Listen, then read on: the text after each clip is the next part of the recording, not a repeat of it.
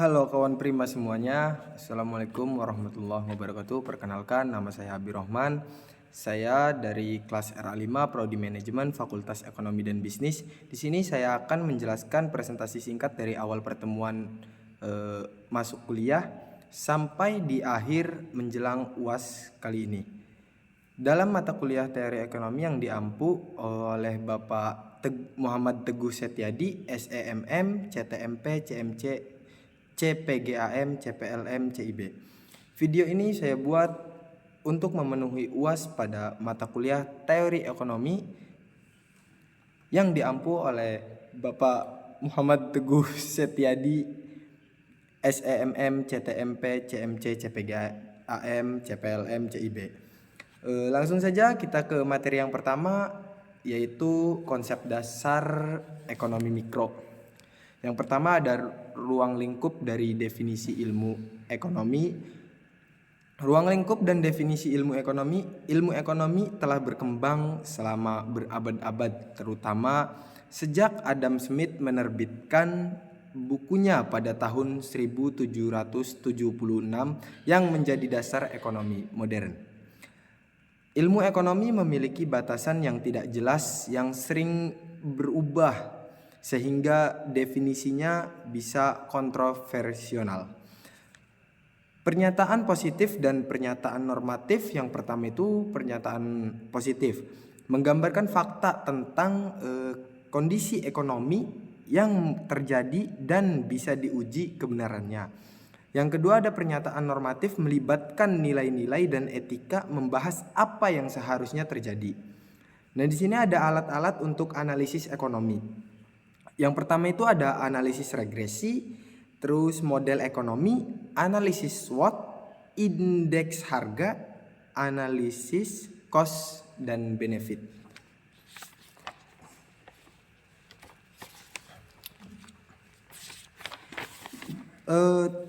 Tingkah laku penjual dan pembeli, penetapan harga, strategi pemasaran, respon terhadap permintaan, preferensi dan pilihan, keterbatasan anggaran, dan perilaku konsumen.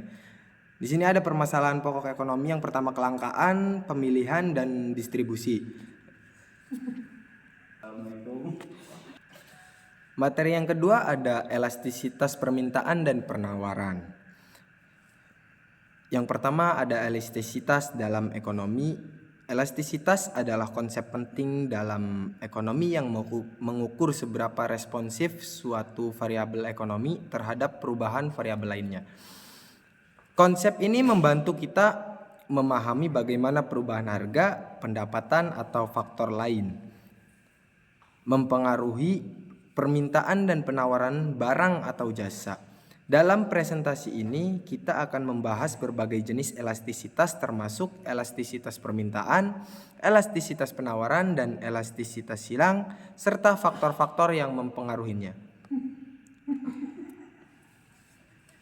Sini ada elastisitas permintaan. Elastisitas permintaan mengukur seberapa responsif jumlah barang yang diminta oleh konsumen terhadap perubahan harga suatu barang tersebut. Rumus elastisitas permintaan adalah persentase perubahan jumlah yang diminta dibagi presentasi perubahan harga. Elastisitas permintaan dapat diklasifikasikan menjadi elastisitas E_D yang kurang dari 1, inelastis E_D lebih dari 1. Dan unit elastis E_D sama dengan 1. Yang pertama ada elastis. Perubahan harga menyebabkan perubahan besar dalam jumlah yang diminta. Contohnya seperti barang-barang yang mewah gitu. Inelastis, perubahan harga menyebabkan perubahan kecil dan dalam jumlah yang diminta. Contohnya kebutuhan pokok. Unit elastis, perubahan harga menyebabkan perubahan proporsional dalam jumlah yang diminta para konsumen. Sini ada elastisitas penawaran, mengukur seberapa responsif jumlah barang yang ditawarkan oleh produsen terhadap perubahan harga barang tersebut. Rumus elastisitas penawaran mirip dengan elastisitas permintaan. Klasifikasi elastisitas penawaran juga serupa. Yang pertama itu elastis, E_S kurang dari 1. Yang keduanya inelastis, E_S lebih dari 1. Unit elastis, E_S itu sama dengan 1. Dan elastisitas sempurna, E_S sama dengan tak terhingga. Faktor waktu. Dalam jangka pendek penawaran cenderung elastis. Dalam jangka panjang penawaran bisa lebih elastis karena produsen dapat menyesuaikan suatu produksi. Biaya produksi. Jika biaya produksi meningkat, penawaran menjadi lebih inelastis. Ketersediaan sumber daya yang mudah membuat penawaran lebih elastis. Kompleksitas produksi. Barang yang memerlukan proses produksi kompleks cenderung memiliki penawaran yang lebih inelastis. Elastis silang. Elastis silang mengukur bagaimana perubahan harga suatu barang mempengaruhi permintaan terhadap barang lain. Yang pertama ada barang substitusi. Jika harga kopi naik, permintaan teh juga ikut meningkat. Elastis silang maka menjadi positif. Barang komplementer. Jika harga mobil naik, permintaan bensin juga bakalan turun. Elastis silang itu bersifat negatif. Barang tidak berhubungan, perubahan harga suatu barang tidak mempengaruhi permintaan barang lainnya, yaitu elastis silang 0. Elastisitas pendapatan. Mengukur seberapa besar perubahan pendapatan konsumen mempengaruhi permintaan suatu barang. Yang pertama ada barang normal, permintaan meningkat seiring peningkatan pendapatan tetapi dengan kecepatan yang lebih lambat. Contohnya makanan pokok dan pakaian biasa. Yang kedua ada barang inferior. Permintaan menurun ketika pendapatan meningkat, contohnya barang-barang murah atau berkualitas rendah. Yang ketiga itu ada barang mewah. Permintaan meningkat lebih cepat daripada peningkatan pendapatan, contohnya perhiasan, mobil, dan barang-barang yang serba mewah. Faktor yang mempengaruhi elastisitas permintaan. Beberapa faktor utama yang mempengaruhi elastisitas permintaan adalah ketersediaan barang substitusi, proporsi pendapatan yang digunakan waktu, kebutuhan barang, dan definisi pasar. Barang dengan banyak substitusi cenderung memiliki elastisitas tinggi. Yang pertama ada substitusi. Ketersediaan barang pengganti meningkat menjadi elastisitas. Yang kedua ada pendapatan. Proporsi pendapatan yang digunakan mempengaruhi elastisitas. Yang ketiga ada waktu. Jangka waktu mempengaruhi elastisitas permintaan. Yang keempat ada kebutuhan. Tingkat kebutuhan barang mempengaruhi elastisitas. Faktor yang mempengaruhi elastisitas penawaran dipengaruhi oleh beberapa faktor utama, termasuk faktor biaya produksi, ketersediaan sumber daya, spesifikasi produk, kapasitas produksi, regulasi permintaan, regulasi pemerintahan, dan tingkat persaingan di pasar. Dalam jangka pendek, penawaran cenderung inelastis karena produsen sulit menyesuaikan produksi dengan cepat. Ketersediaan sumber daya yang mudah dan biaya produksi yang fleksibel meningkatkan elastisitas penawaran. Yang pertama ada faktor pengaruh pada elastisitas. Yang kedua ada waktu, jangka panjang lebih elastis. Yang ketiga ada biaya produksi. Biaya lebih fleksibel meningkatkan elastisitas. Yang keempat ada sumber daya, ketersediaan mudah meningkatkan elastisitas. Yang terakhir ada kapasitas produksi, meningkatkan kapasitas lebih tinggi dan meningkatkan suatu elastisitas. Aplikasi elastisitas dalam bisnis dan kebijakan sangat penting dalam pengambilan keputusan bisnis dan perumusan kebijakan ekonomi. Yang pertama ada strategi harga. Perusahaan menyesuaikan harga berdasarkan elastisitas permintaan suatu produk mereka. Yang kedua ada kebijakan pajak. Pemerintah menentukan kebijakan pajak berdasarkan elastisitas barang dan jasa. Yang ketiga ada perencanaan produksi. Produsen merencanakan kapasitas produksi berdasarkan elastisitas penawaran. Dan yang keempat itu ada analisis pasar. Elastisitas digunakan untuk menganalisis perilaku konsumen dan tren-tren yang sedang viral di pasar bebas. Materi selanjutnya ada masalah ekonomi. Yang pertama ada kelangkaan sebagai sumber masalah. Yang kedua masalah pokok ekonomi, dan yang ketiga masalah ekonomi modern. Nah, di sini ada kelangkaan sebagai sumber masalah. Kelangkaan sumber daya mengandung dua pengertian. Yang pertama, alat pemenuhan kebutuhan tidak cukup untuk memenuhi kebutuhan, dan yang kedua, untuk mendapatkan alat pemuas kebutuhan memerlukan pengorbanan yang lain. Faktor penyebab kelangkaan. Yang pertama itu ada kebutuhan manusia terus meningkat, sedangkan sumber daya alam yang baru belum ditemukan. Yang kedua ada sebagian manusia mempunyai sifat serakah, akibatnya sediaan sumber daya itu dapat berkurang. Yang ketiga ada persediaan sumber daya alam yang terbatas. Yang keempat ada kemampuan manusia untuk mengolah sumber daya alam juga ikut terbatas. Macam-macam kebutuhan manusia. Yang pertama itu kebutuhan berdasarkan intensitas. Yang kedua ada kebutuhan primer. Yang ketiga ada kebutuhan tersier. Kebutuhan berdasarkan sifat dan kebutuhan berdasarkan waktu. Yang pertama itu kebutuhan berdasarkan sifat ya. Kebutuhan berdasarkan sifat itu memenuhi kebutuhan jasmani dan kebutuhan rohani. Kebutuhan berdasarkan waktu itu kebutuhan sekarang dan kebutuhan masa yang akan datang. Masalah pokok ekonomi adalah masalah yang muncul ketika sumber daya yang tersedia sangat terbatas untuk memenuhi kebutuhan manusia yang tidak terbatas. Masalah ini selalu muncul dalam kehidupan kita sehari-hari.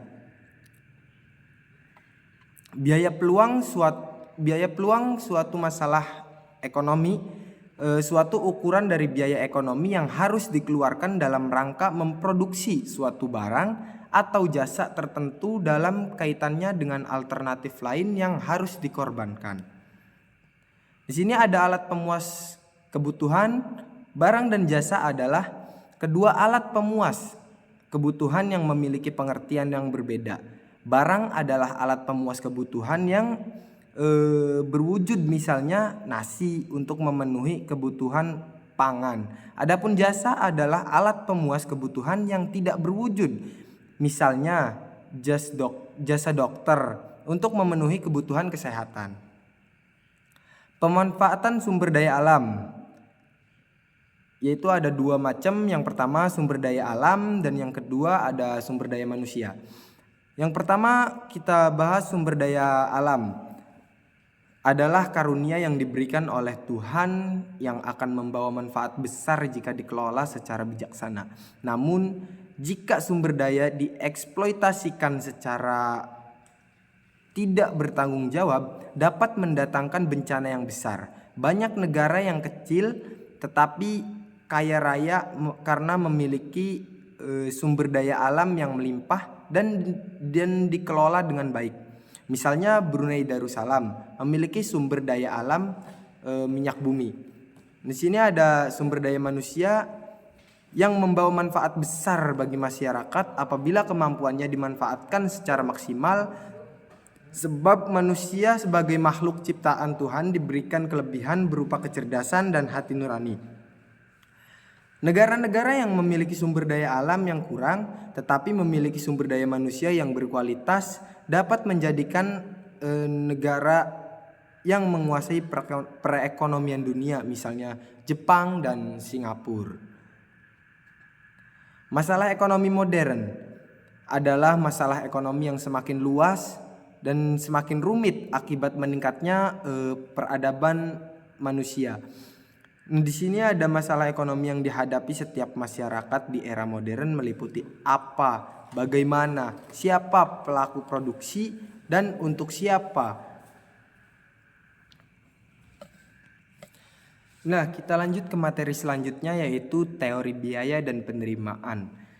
Teori biaya dan penerimaan adalah konsep penting dalam ekonomi dalam bermanajemen yang berfokus pada analisis biaya dan pendapatan dalam pengambilan keputusan.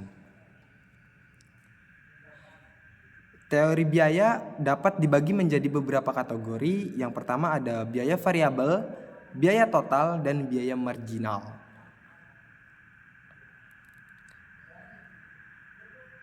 Nah, di teori penerimaan ini ada pendapatan total yang bisa ditotal yang diterima dari penjualan dihitung sebagai harga per unit dikalikan dengan jumlah unit yang terjual.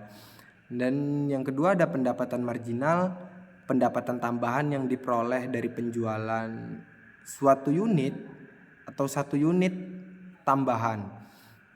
Dan yang ketiga itu ada elasticity of demand. Dalam pengambilan keputusan bisnis, penting untuk mempertimbangkan hubungan antara biaya dan penerimaan. Di sini ada tujuan dari teori biaya dan penerimaan. Yang pertama, optimalisasi keputusan produksi.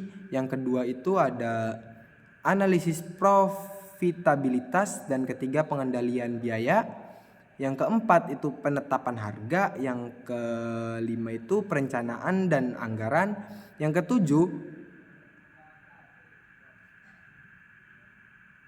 keenam maksudnya evaluasi kinerja, dan yang ketujuh itu ada strategi pemasaran.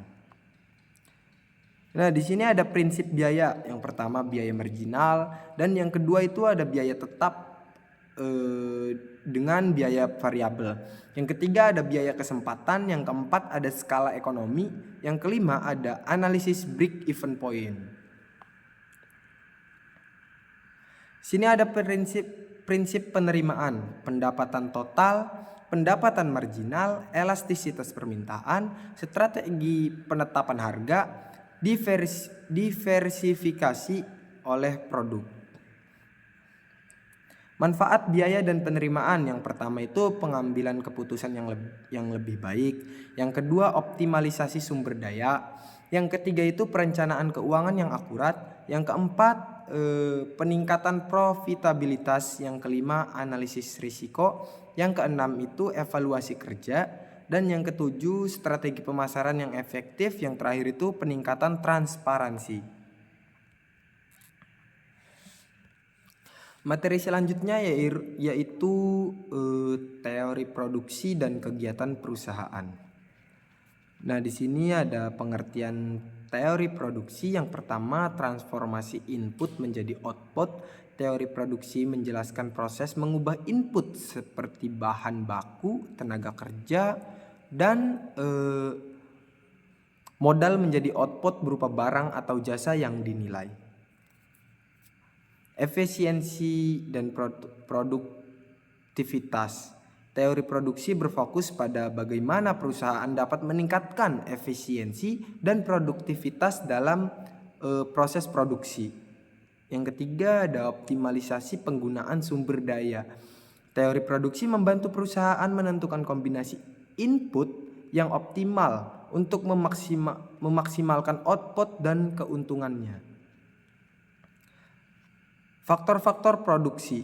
Yang pertama ada tanah termasuk sumber daya alam, lokasi, dan infrastruktur yang digunakan dalam proses produksi. Yang kedua ada tenaga kerja, kemampuan fisik dan mental yang digunakan dalam proses produksi. Yang ketiga ada modal, termasuk peralatan mesin dan dana yang digunakan untuk membiayai kegiatan produksi. Di sini ada fungsi produksi. Yang pertama itu input. Sumber daya yang digunakan dalam proses produksi seperti bahan baku, tenaga kerja, dan modal. Yang kedua ada proses. Transformasi input menjadi output melalui teknologi, metode, dan strategi yang diterapkan. Yang ketiga ada output. barang atau jasa yang dihasilkan dari proses produksi yang memiliki nilai tambah bagi konsumen. Di sini ada tujuan kegiatan perusahaan. Yang pertama itu memaksimalkan keuntungan. Tujuan utama sebagian besar perusahaan adalah untuk menghasilkan laba yang optimal melalui kegiatan produksi dan penjualan. Yang kedua ada memenuhi kebutuhan pelanggan. Perusahaan harus dapat memahami dan memenuhi kebutuhan serta preferensi pelanggan dengan baik. Yang ketiga menjaga keberlanjutan usaha. Perusahaan harus dapat bertahan dan berkembang dalam jangka panjang melalui manajemen yang efektif. Yang keempat, menciptakan nilai tambah. Perusahaan harus mampu menciptakan nilai tambah bagi seluruh pemangku kepentingan, termasuk pemegang saham, karyawan, dan masyarakat. Ada bentuk-bentuk kegiatan perusahaan. Yang pertama produksi, yang kedua perdagangan, yang ketiga jasa, dan yang terakhir itu logistik. Selanjutnya pengelolaan sumber daya perusahaan. Yang pertama itu perencanaan, menentukan tujuan dan alokasi sumber daya yang optimal. Yang kedua pengorganisasian, mengatur struktur tugas dan tanggung jawab sumber daya. Yang ketiga ada pengarahan, memimpin dan memotivasi sumber daya untuk mencapai tujuan. Yang keempat ada pengendalian, memantau dan mengevaluasi kinerja sumber daya. Efisiensi dan efektivitas produksi. Yang pertama efisiensi, kemampuan untuk menghasilkan output maksimal dengan input minimal. Yang kedua ada efektivitas, kemampuan untuk mencapai tujuan dan memenuhi kebutuhan pelanggan. Yang ketiga itu optimalisasi, menyelaraskan efisiensi dan efektivitas untuk memaksimalkan kinerja suatu produksi.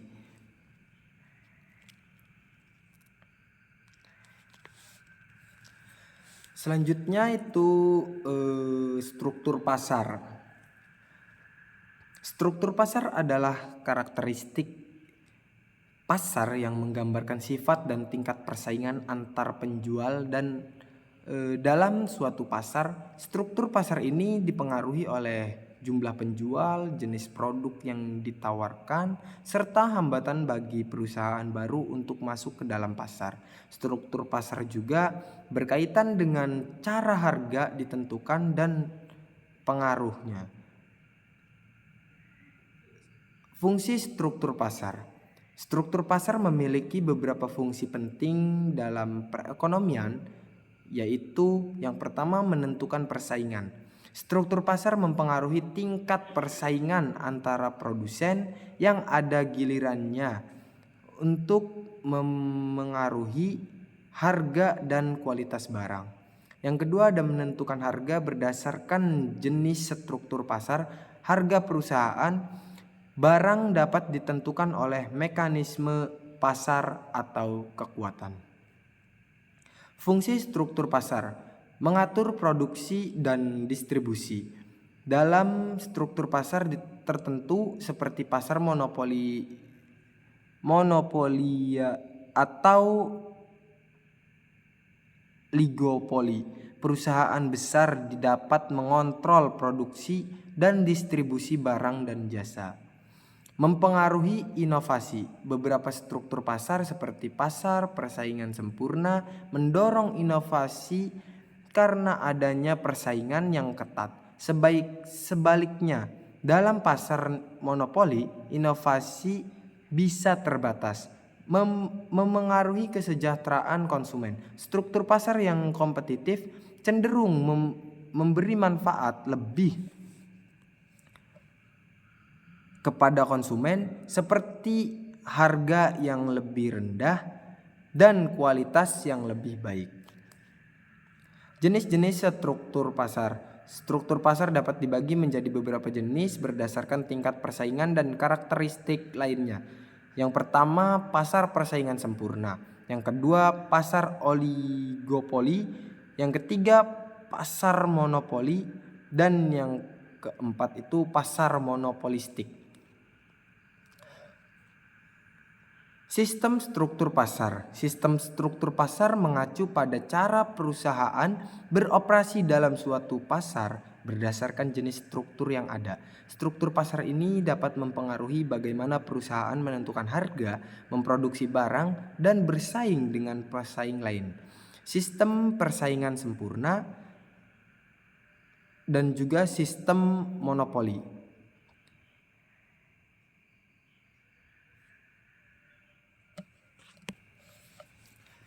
Materi selanjutnya yaitu pendapatan nasional.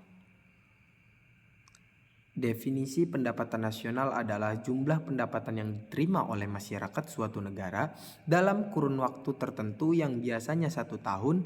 Ini mencakup semua pendapatan yang diperoleh oleh individu dan perusahaan di dalam negara tersebut, termasuk pendapatan dari luar negeri.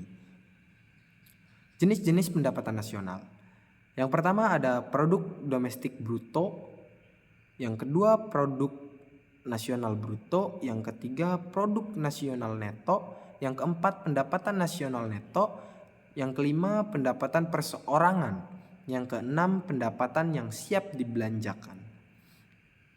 Karakteristik pendapatan nasional menggambarkan total nilai barang dan jasa yang diproduksi dalam suatu negara selama periode tertentu.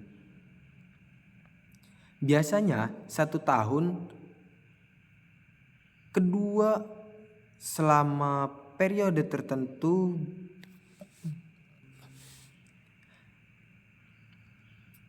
kedua pendapatan nasional dapat dihitung melalui 3 pendekatan utama: pendekatan produksi, pendekatan pendapatan, dan pendekatan pengeluaran, yang masing-masing memberikan perspektif berbeda tentang perekonomian.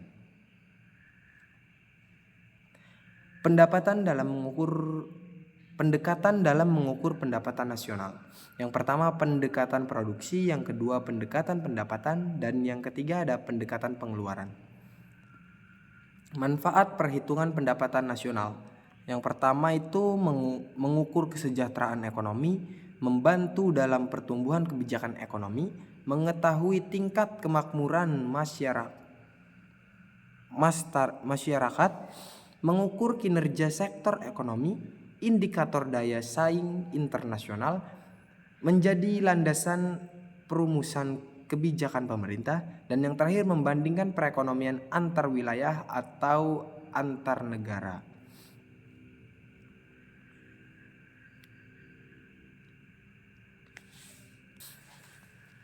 Materi selanjutnya yaitu persaingan monopolitas. Pengertian persaingan monopolitas: kombinasi antara pasar persaingan sempurna dan monopoli. Produsen menghasilkan barang yang berbeda corak, differentiated product. Contohnya seperti pakaian, restoran, kosmetik, dan elektronik.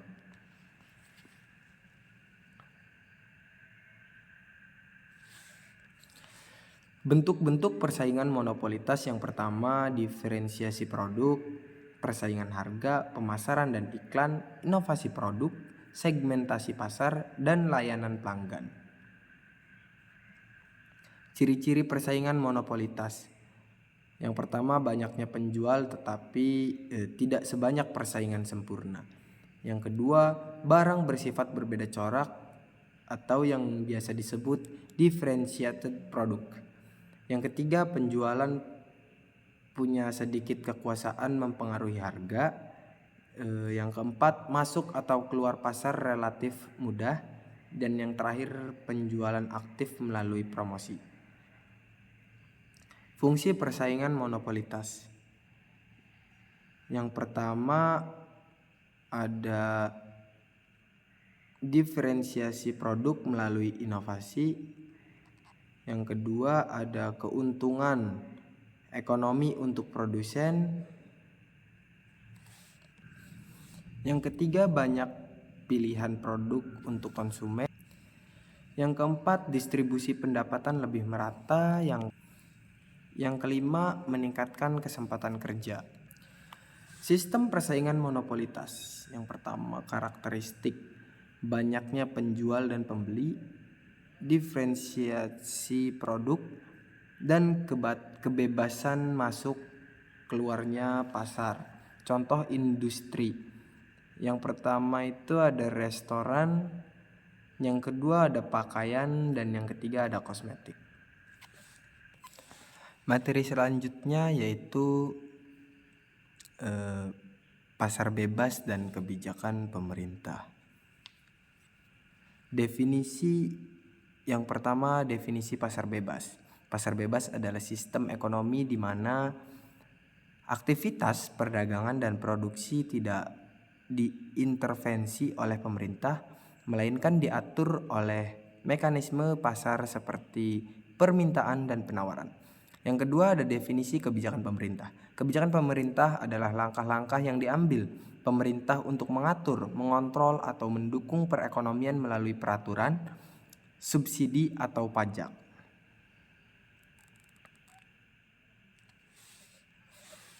Asas-asas pasar bebas yang pertama, kebebasan ekonomi. Yang kedua ada persaingan sehat. Yang ketiga hak milik pribadi. Asas kebijakan pemerintah yang pertama keseimbangan ekonomi, yang kedua keadilan sosial, yang ketiga efisiensi.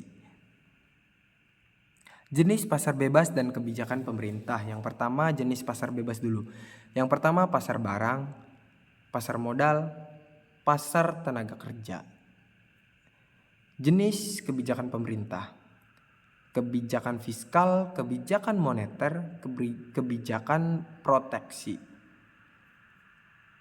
Proses dan cara kebijakan pemerintah yang ditetapkan: identifikasi masalah ekonomi, perumusan kebijakan, implementasi, dan evaluasi. Contoh kebijakan pemerintah yang pertama proteksi, pengenaan tarif impor untuk melindungi industri lokal. Yang kedua ada subsidi, bantuan pemerintah untuk sektor pertanian. Yang ketiga ada regulasi, penetapan upah minimum untuk melindungi pekerja. Materi selanjutnya yaitu kebijakan fiskal dan kebijakan moneter. Apa itu kebijakan moneter? Apa itu kebijakan fiskal? Kebijakan fiskal adalah kebijakan ekonomi yang dilakukan oleh pemerintah untuk mengatur penerimaan dan pengeluaran negara guna mencapai stabilitas ekonomi, pertumbuhan ekonomi, dan kesejahteraan masyarakat. Kebijakan ini dilakukan melalui anggaran pendapatan dan belanja negara atau yang biasa disebut APBN. Fungsi dan tujuan kebijakan fiskal. Yang pertama, stabilisasi ekonomi. Yang kedua ada distribusi pendapatan. Yang ketiga ada stimulasi pertumbuhan ekonomi. Tujuan kebijakan fiskal. Yang pertama menciptakan kesempatan kerja. Yang kedua meningkatkan pendapatan nasional. Yang ketiga menstabilkan harga-harga barang dan jasa. Yang keempat mencapai pertumbuhan ekonomi yang berkelanjutan. Model dan pendekatan kebijakan fiskal. Model kebijakan fiskal dibagi menjadi dua, yaitu yang pertama kebijakan fiskal ekspansif dan kebijakan fiskal kontraktif. Pendekatan kebijakan fiskal dibagi menjadi dua bagian, yaitu pendekatan diskresioner dan pendekatan otomatis. Nah, tadi itu materi dari kebijakan fiskal ya. Selanjutnya itu apa sih kebijakan moneter? Nah, kebijakan moneter itu adalah kebijakan yang dijalankan oleh bank sentral untuk mengendalikan jumlah uang yang beredar dan suku bunga guna mencapai stabilitas ekonomi seperti inflasi yang terkendali dan nilai tukar yang stabil. Sini ada fungsi dan tujuan kebijakan moneter. Yang pertama itu fungsi. Fungsi yang pertama mengatur jumlah uang yang beredar di masyarakat. Yang kedua, menjaga kestabilan nilai tukar mata uang. Yang ketiga, mengendalikan inflasi dan deflasi. Yang kedua, ada tujuan. Yang pertama itu mencapai stabilitas harga. Yang kedua, menstabilkan nilai mata uang. Yang ketiga, mendorong pertumbuhan ekonomi. Yang keempat, meningkatkan kesempatan kerja. Model dan pendekatan kebijakan moneter. Model kebijakan moneter yang pertama, kebijakan moneter ekspansif. Yang kedua, ada kebijakan moneter kontraktif.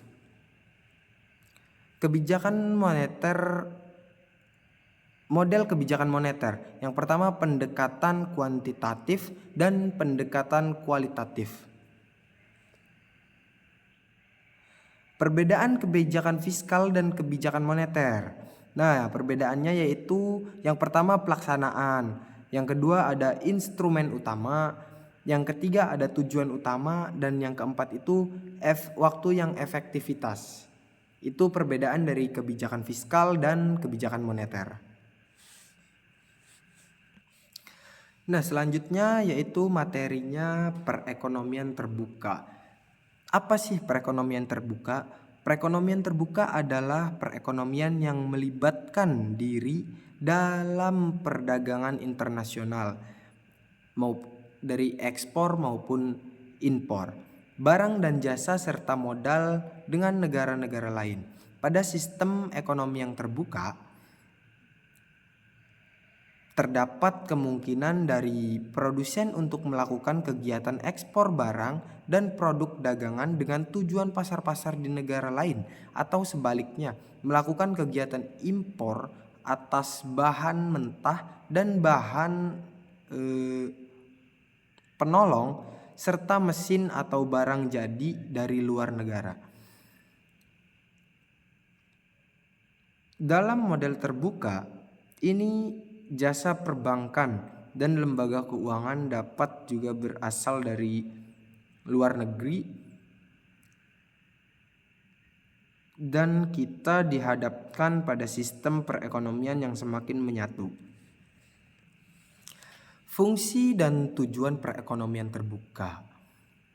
Nah, yang pertama itu perluasan pasar, yang kedua akses ke barang dan jasa, yang ketiga transfer teknologi, yang keempat peningkatan lapangan kerja, yang kelima itu stabilitas ekonomi. Nah, tujuan perekonomian terbuka meningkatkan pertumbuhan ekonomi, diversifikasi ekonomi, peningkatan efisiensi dan produktivitas. Yang keempat ada akses ke teknologi dan inovasi. Yang kelima itu peningkatan kesejahteraan konsumen. Model perekonomian terbuka menggambarkan bagaimana suatu negara berinteraksi dengan ekonomi global melalui perdagangan internasional, arus modal, dan pertukaran teknologi. Yang pertama itu model pendekatan 4 sektor ekonomi. Yang pertama sektor rumah tangga, konsumsi barang dan jasa. Yang kedua sektor perusahaan, produksi barang dan jasa. Yang ketiga ada sektor pemerintah, pengeluaran dan kebijakan fiskal. Nah, yang keempat itu sektor luar negeri, ekspor dan impornya barang atau jasa dan juga modalnya. Yang kedua ada model pendekatan Keynesian terbuka. Model ini menekankan pada pengeluaran agregat C plus 1 plus G plus NX, yang dimana C adalah konsumen domestik, I1 itu investasi domestik, G pengeluaran pemerintah, NX itu ekspor neto. Contoh,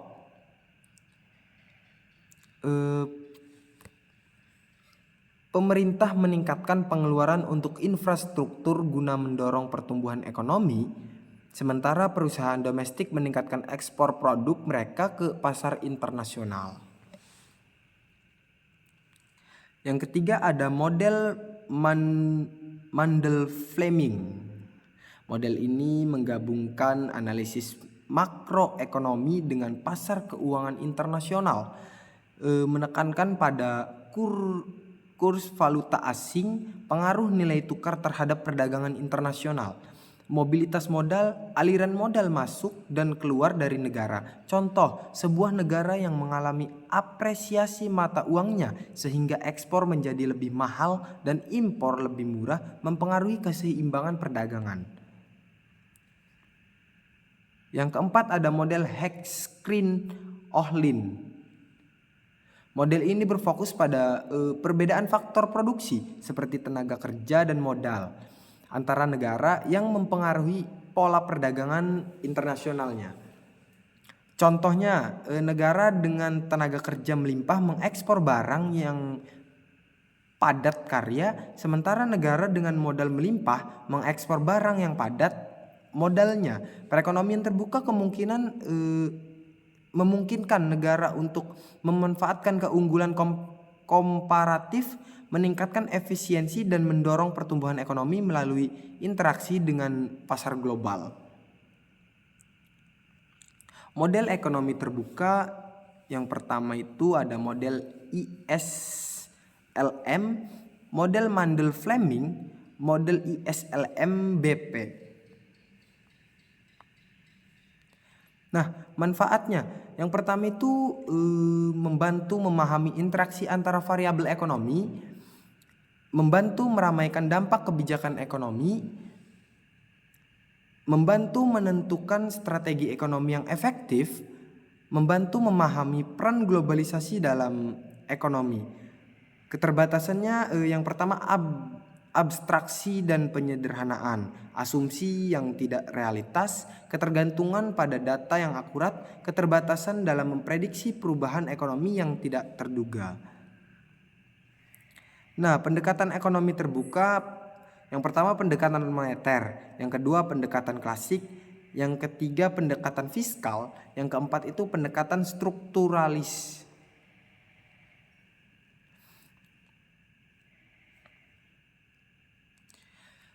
Mungkin itu saja yang bisa dapat saya jelaskan dari presentasi singkat dari awal pertemuan sampai pertemuan di akhir UAS ini. Kurang lebihnya saya juga mohon maaf, saya juga masih belajar di sini. Wabillahi taufiq wal hidayah. Wassalamualaikum warahmatullahi wabarakatuh.